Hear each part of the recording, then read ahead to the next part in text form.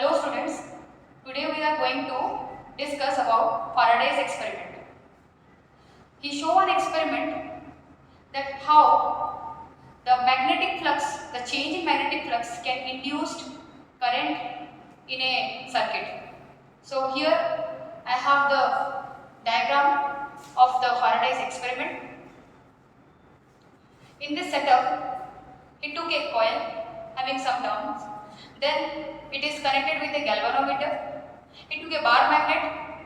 It is the north pole and south pole of the bar magnet, and I have shown some lines of force of the magnet. Then in the first diagram, the magnet is moving towards the coil, and you can see that when the magnet is moving towards the coil, due to the change in magnetic flux, the galvanometer is showing some deflection. So, what is the meaning of magnetic flux? Flux means the total number of lines of force crossing a particular area or ring. In this case, it is a ring. Okay. So, in the second case, Faraday saw that when he took a bar magnet away from the coil, the galvanometer is showing some deflection. But in the third case, in the third diagram, you can see when there is no motion, of the bar magnet, then there is no deflection. That means there is no current, no induced current in the circuit.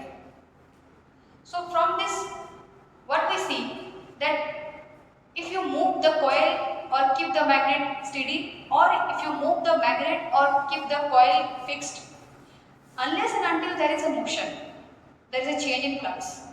And when there is a change in flux in the circuit, the induced current is flowing. Hence, it is also giving back to the induced EMF. But when there is no motion of the coil or the magnet, then there is no deflection, means there is no current flowing in the circuit. So now you can see the diagram here. To explain this process, I have drawn a diagram here. You can see that this is one whole piece of a magnet, and the lines of force are coming out of it, you can see. And I have taken three positions, 1, 2, 3 of a particular area, a ring type shape area. You can see that in the first position, more number of lines of force are crossing. In the second position, it is little bit less. And in the third position, again it is reduced. That means when you take a magnet and move it back and forth, you can see that the flux is changing through the ring, because these magnetic lines of force are curved lines. So when you take a magnet and move it towards the coil or away from the coil, then what happens? The number of lines of force which are crossing the coil will change. And that I am telling that the change in magnetic flux. But when there is no movement, there is no current in the circuit, there is no deflection is shown by the galvanometer. So that means by this experiment, Faraday conclude that as there is no current source in any of the circuit, only due to the change in flux, the magnetic, the induced current is flowing through the wire or the circuit. That's why he gave out the law that is called Faraday's law. He said that the induced EMF or the induced current will flow in the circuit as long as there is a change in magnetic flux. And how you can change the flux? Either you can keep the magnet fixed, move the coil, or you can keep the coil fixed, move the magnet. So by this process, when there is a change in flux in the circuit, then the induced EMF will be produced, and thereby producing the induced current.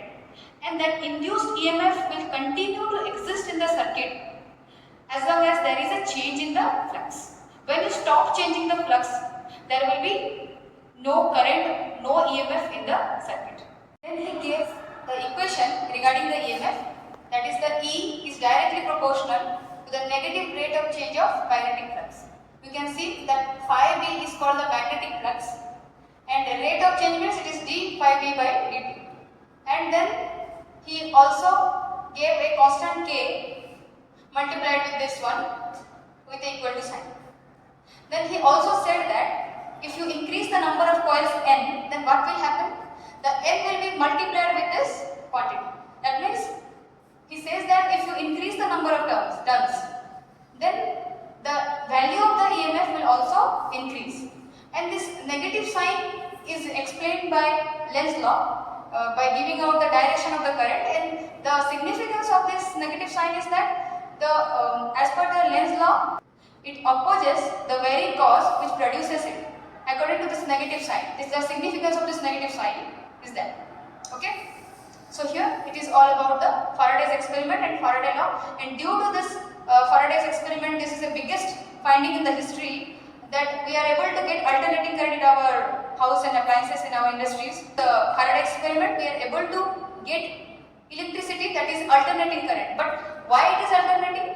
Because when you take a magnet towards the coil, the current flow in one direction, and when you take magnet away from the coil, the current will flow in opposite direction. So due to this, in our alternating current sources, there is a positive half cycle and there is a negative half cycle. And that's why we have an alternating current, positive half, negative half. Okay, so this is the biggest discovery by Faraday, due to which we have electricity, because you cannot use DC battery everywhere. It is very difficult to carry the DC batteries. Before the Faraday's experiment, we only use the current source, the source for electricity as a DC. But after this, then development took place, and we get alternating current which can serve the purpose.